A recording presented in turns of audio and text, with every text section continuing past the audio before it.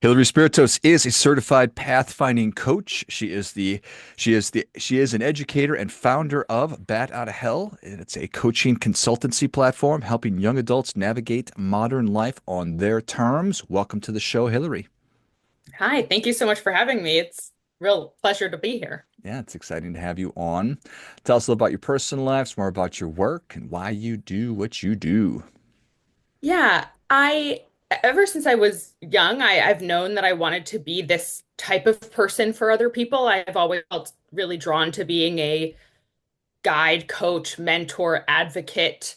Pathfinder, there are many words for this, and it's felt, if you want to go on the little woo-woo side, it's felt like a calling, and it's something that was also feeding. I love this work, and I just am really passionate about helping young adults find and overcome their blocks, figure out what's next, and especially by looking inward rather than outward for the answers, and figure out what they're passionate about, what they're interested in, what makes them tick, realize what they're capable of, who they are really, and then help them create an actionable strategic plan so that they can bring their fullest, fiercest, most authentic selves to their lives moving forward. And there are just like many reasons we can talk about why this cohort in particular, but like that's kind of the gist of it. Well, I love it. I think that every young generation, every next generation, every generation has their own set of problems. And it strikes me that that group, the 20 somethings, the 30 somethings, been told for a long time that they're just kind of screwed. Like they took all these student loans out, they're never going to be able to buy a house. And so whether any of that's true or not, that just strikes me that that's a lot of the messaging that's coming down, and that's going to have an impact. Yeah, absolutely. I do think that this generation is a generation that has been belittled for a long time. And I do think that that is the case with younger generations often. It is often, oh, that's not how we did it back in my day, or kind of those thoughts. It's always the case. But I think that this generation in particular is dealing with a lot of structures that are broken in today's society, and they are tasked with finding a footing in a world that is constantly shifting under their feet. And so I do think that this generation, this cohort of people, these 20s, 30-year-olds are dealing with something that is particularly unique and different from what previous younger generations have had to deal with. Yeah.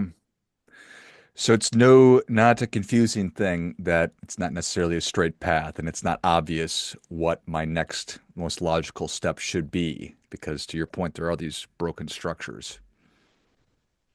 Absolutely. So I think some things that there are a lot of myths about paths, and one of the myths is that once you make a decision, it's going to be a straight path, and once you're on the right path, it's going to be easy.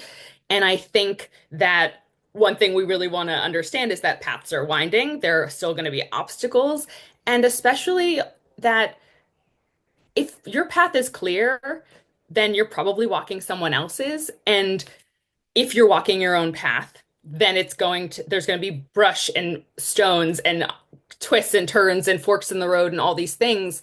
And it's going to be challenging, and it's going to ask you to ask questions of yourself. And that can be challenging because maybe you've never asked those questions of yourself before. Maybe you've never looked inward really in that way before. Maybe you don't really know the answers yet. Or maybe you know the answer, but you're afraid of what that means looking forward. There are all different ways this manifests, but it is helpful to have someone who is a near peer, who has gone through it, who understands the nuances of the world today, who understands what young people are dealing with today, that can help you not only navigate yourself through it, but like build and develop the tools so you can do that for yourself moving forward.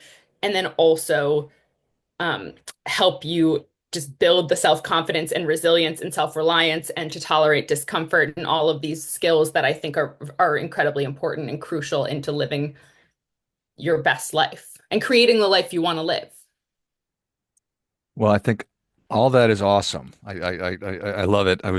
I was in an airplane recently and you're looking down and I saw this river and it was just had these crazy meanders. And it made me think, well, that's a metaphor for life right there because it's never just a straight line. It's going to have twists and turns. So, Sure. And it's really about, do you trust yourself? Do you know yourself enough to engage with that?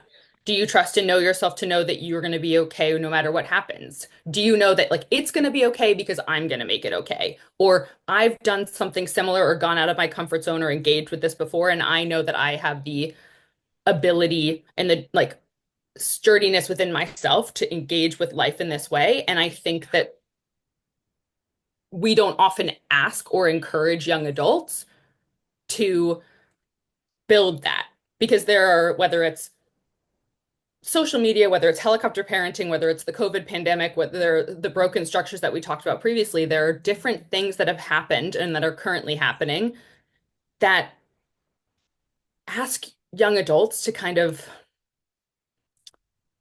stay within what's familiar and stay within what other people think they should or shouldn't be doing. And I think that, or stay within what's safe. And I think that can be really detrimental when you start engaging with the world. yeah, for sure.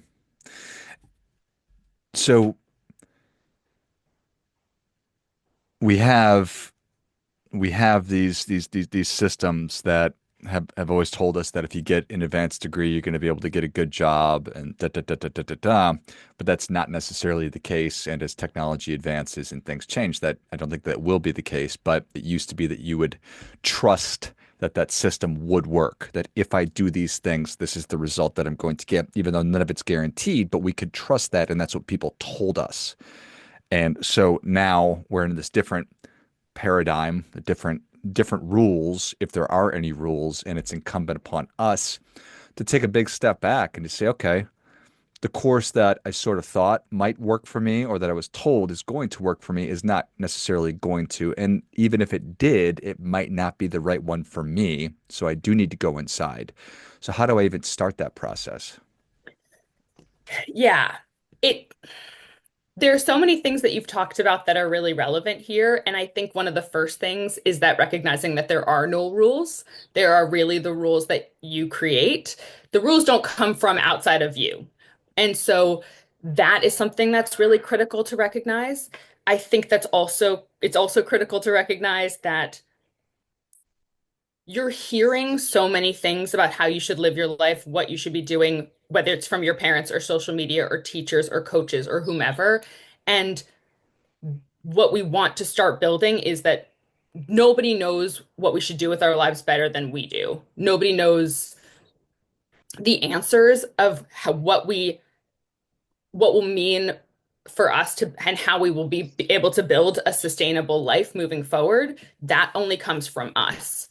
Like, and also no one else is going to have to live their life except for us, right? So what it starts out with is trying to unpack all of the stories that we've told ourselves from, or that we've learned consciously or unconsciously from childhood about what is good enough, what is success, what is failure, what is acceptable for us to do, what will make us look like successful or okay in other people's eyes or be palatable for other people. And it's unpacking that. And for me, what that means is cultivating and developing a relationship with your inner child and starting to listen to and realize like what are your fears, anxieties, and insecurities, and how do those interact with the circumstances of your life, and how do your fears, anxieties, and insecurities manifest in your adult life that stop you from creating and living the life that you imagine. I hear a lot about inner child, and I think that it's correct. And people talk about it a lot, and we spend a lot of time thinking about it because that's where this patterning, that's where these beliefs are formed or when they were formed. So it's not like I'm trying to get in touch with myself when I was a little kid just for the sake of doing it. It's because that's why I act the way that I do is because of what happened to me back then. Is that right? Yeah, so as children, how we behave can have serious consequences on our physical and mental and emotional well-being. So we learn through unconscious and conscious messaging that if we behave a certain way, we'll receive love, safety, and security, and acceptance and approval. And since as children, we require love, safety, and security, and we want acceptance and approval, and we don't want what the opposite of embarrassment, rejection, shame, that we adapt and we amend and we shapeshift our behavior and personalities to engage with that, but it's not demonstrative of our full, whole, true selves. And then as we get older, we continue doing that and we want to become more palatable for others so that we don't engage with embarrassment, rejection, and shame. But in so doing that, we like mute and dull what our inner child is. And what I believe inner child is, and what's housed in your inner child is your zest for life, your creativity, your curiosity, your spark, your interest, what you're passionate about, all of these things. That's why there was like this TikTok or Instagram trend a while ago about like returning to who you were when you were 13. And that's why so many people are like, when you're thinking about what you're interested in, you're like, what did I like to do as a kid? You know, that's kind of where these things come into play. Um, and so we do want to understand, oh, did I hear my father say once that only successful people are in business or something like that? And I really want to study art, but I can't rest. I don't know how to wrestle with those two things that I learned. Or I had this deeply ingrained story of what success means, and that's what we're dealing with. which is obviously extremely powerful. Yeah. So, uh, so much good stuff there. And we have intuition, we have instincts, but you mentioned like muting or kind of dulling those or just piling layers on top so we can't hear it anymore. And so why would I trust that voice that didn't necessarily, well, I don't, it's tough. I want to be able to listen to it. I want to be able to identify it. I want to be able to live with that same zest and happiness that I had when I was a little kid. But now here I am. I'm 28 years old and I've got a lease on the car and I've got a shitty job that I hate. And what do I even do? Yeah, I think something that's interesting is that to note is that the way to make us and build a sustainable life is to do something that, I mean, we can talk about what passion means, we can talk about all, like, there are a lot of buzzwords in this and like finding your purpose, but to live a sustainable, fulfilling life, there needs to be some kernel of that fulfillment, enjoyment, excitement.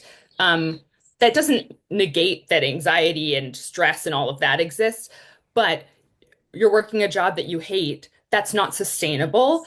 And that's going to build resentment and frustration. And you're just going to be unhappy and unfulfilled and hopeless. And it depends on, and it is up to you of how long you want to live with that, how long you want to engage with that energy until you finally decide that I'm sick and tired of being sick and tired and I want to make a change.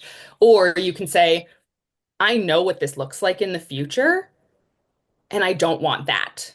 So if I don't want that, then I have to make some sort of shift to not get that. And that comes with practicing listening to that inner voice and inner child and gaining confidence through that. And in the way you gain confidence doing that is practicing, trying something, realizing you either enjoyed it, didn't enjoy it, but learned something, realized you could go out of your comfort zone and be successful or be just fine and you'll endure it and be okay. Just it's those like and little by little you build these building blocks, really, these foundations of listening to your inner child, and that grows and grows and grows. And you also, what I do with my clients is helping them understand precedent. So a lot of times people don't understand the ways in which they've done that previously or have written off the ways they've done that previously and don't take the time to recognize, oh, wait, I did something that's like pretty like badass, pretty big deal. And I don't recognize that I actually have some of these skills in me already, these kernels, and I just need to like develop them a little bit more. I appreciate that. You mentioned a near peer earlier. Can you tell me more about that? Yeah, I think that What I offer is this being in this unique in-between space that's not parents, friends, or a therapist. And I think that for like, let's say parents, as well-meaning as they hopefully are, um, they don't relate to the world of today, and it is a different world. And so I think there is a disconnect when parents and their children of young adult age just like talk about getting a job, having like finding a partner, going through college. It is different. And I think that there is just conflict there, let alone the fact that sometimes parents don't, or like children don't want to listen to their parents full stop. Um, and then children, like friends, are not objective and they are going through it the same as you. And then sometimes you don't need a therapist. You don't have a mental health condition that needs to be diagnosed. You just need someone to bounce ideas off of, that to be in an empathetic, safe, secure, confidential, enjoyable space. I mean, it is fun to do this coaching work and to help people come out of their comfort zone and recognize what they're capable of. And so that's what I mean by near peer, as someone who can relate and understands that this world of today is challenging in unique ways. And I also engage with it on a daily basis. Thank you. Mhm. So it strikes me that certainly we have a lot to gain from doing this kind of work, like the life that we want. So that's an attractive thing. But that doesn't mean that I'm automatically just going to do it because I'm doing what I'm currently doing and there's patterns and habits that I've been following, and maybe I'll just keep this kind of thing going. Is there a downside to doing this work that should dissuade people from doing it? I don't think so. Um, Absolutely correct in saying that just because you learn that you'd rather be doing something else for a living doesn't necessarily mean that you're going to start doing that off the bat. Or just because you realize that you and your partner are not seeing eye to eye doesn't mean you're going to get immediately a divorce. It doesn't work that way. And there are other circumstances at play that make you make the decisions that you make. But there is, I don't believe, any downside into becoming more familiar with who you are and what you want ideally and what you're capable of, and learning to listen to yourself more. I don't think there's any downside to that at all. And I also think in doing all of that, you become more emotionally resilient. You have gained the ability to stand alone, to tolerate discomfort, to tolerate risk taking, to cultivate your own voice, resilience, adaptability, self-reliance, self-trust. And no matter what you end up doing, whether you work in whatever the most secure, and I put that in quotes because there's such a thing as security, really, to the least secure job or partnership or whatever. Like life is going to be life, and that's going to ask you to have these tools in your tool belt. Yeah. So I go through this exercise, which is that's a stupid way to kind of say it. I go through the work, which is getting to know myself and to better understanding myself. One of my favorite quotes is that the unexamined life is not worth living. And so, therefore, I need to examine my life. And so, because I only get one crack at this deal, so I might as well try and do this on my terms.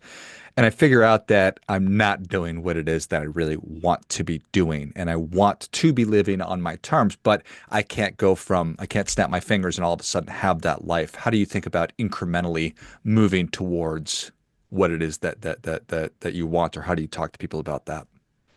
Absolutely. And that's what the creating the plan is moving forward. Because I would never have a client and speak to a client and we come to a point in our discussion where they really want to make a change, and then I say, peace out, sorry, enjoy yourself. Like this is the way. I would never, that's just not how this works. I would never do that. When I have a client, I'm with them as long as they need, and then we can always check up, and if they feel like they want to stop and then kind of progress down the road and they want to check in again, whatever, that's fine. But absolutely, we create an actionable strategic plan that is incrementally, how do we engage with the new steps you want to take in the world? So whether that means oh, I really want to be a gardener. And you're like, oh, I can't just change my job, but I can engage in a community garden on the side and like engage in that way, or I can do an art project on the side, or I can have an internship, or I could go back to school, or I could potentially break up with my partner, or ask this person out, or change my major, or go study abroad, or whatever it might be. There are,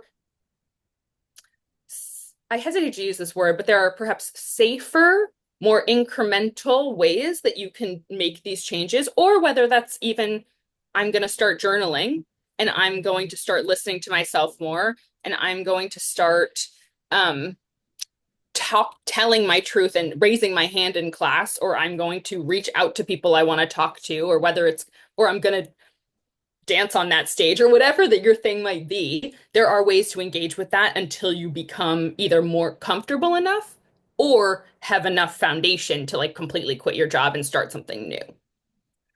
That's a big part of it.